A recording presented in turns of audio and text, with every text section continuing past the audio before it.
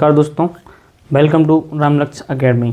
दोस्तों आज हम जानेंगे यमुना नदी के बारे में। किस रूप में जानेंगे? दोस्तों एशिया की सबसे बड़ी सहायक नदी के रूप में हम आज बात करने वाले हैं यमुना नदी के बारे में। दोस्तों क्योंकि भारत में नदियों को पानी पीने या कृषि के लिए बस यूज नहीं किया जाता है, इनका दोस्तों उपयोग सामाजिक, आर्थिक और धार्मिक रूप से भी बहुत महत्व रखती है। दोस्तों भारत में नदियों के लिए माँ कहा जाता है। इस कड़ी में हम जानेंगे कि भारत में यह बहने वाली यमुना नदी भारत की ही नहीं बल्कि पूरी एशिया की सबसे बड़ी सहायक नदी है, जिसके लिए यमुना नदी के नाम से जाना जाता है और गंगा नदी की सहायक नदी है। दोस्तों आज हम विस्तार से जानेंगे कि यमुना नदी की कितनी लंबाई है, किन किन राज्यों से होकर यह गुजरती है और कहाँ से इसका उद्गम स्थल हुआ है और कौन कौन से राज्य इससे लाभान्वित हैं। तो अंत तक बने रहिए, विस्तार से जानते हैं। चलिए तो हम अब यहाँ देखेंगे यमुना की कुल लंबाई कितनी है। तो यमुना की कुल लंबाई की बात करें तो दोस्तों यह 1376 किलोमीटर यानी 855 मील लंबी है। इस नदी की सबसे अधिक लंबाई उत्तर प्रदेश में है। दोस्तों यह सबसे अधिक उत्तर प्रदेश राज्य में बहती है, जबकि दिल्ली में यह सिर्फ 22 किलोमीटर की यात्रा ही बस पूरी करती है। ठीक है, तो आपके लिए ये याद रखना है। चलिए आगे बढ़ते हैं। अब देखेंगे हम कहाँ से निकलती है यमुना नदी। अब हम इसके उद्गम स्थल की बात करेंगे। एक मिनट, अब कलर चेंज कर लेते हैं।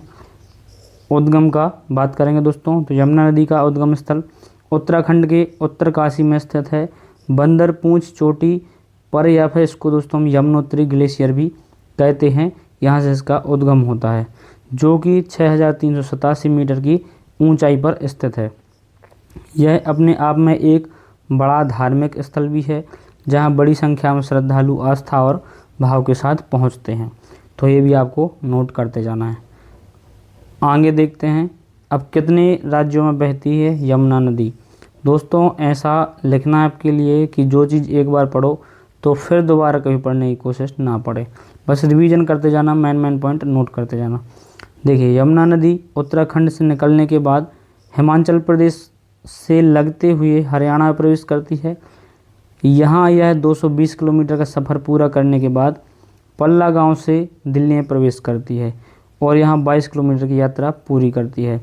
यहाँ से निकलने के बाद यह नदी दोस्तों उत्तर प्रदेश में 800 किलोमीटर की यात्रा के बाद प्रयागराज के संगम में के क्षेत्र में गंगा नदी में मिल जाती है। दोस्तों ये गंगा नदी में कहाँ मिलती है? प्रयागराज में मिलती है। दिल्ली में यह 22 किलोमीटर बहती है, उत्तर प्रदेश में यह 800 किलोमीटर बहती है और यह प्रयागराज में जाकर कहाँ मिल जाती है? गंगा नदी में मिल जाती है।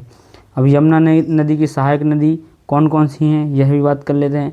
यमुना नदी की सबसे बड़ी सहायक नदी गंगा नदी की सबसे बड़ी सहायक नदी यमुना नदी है।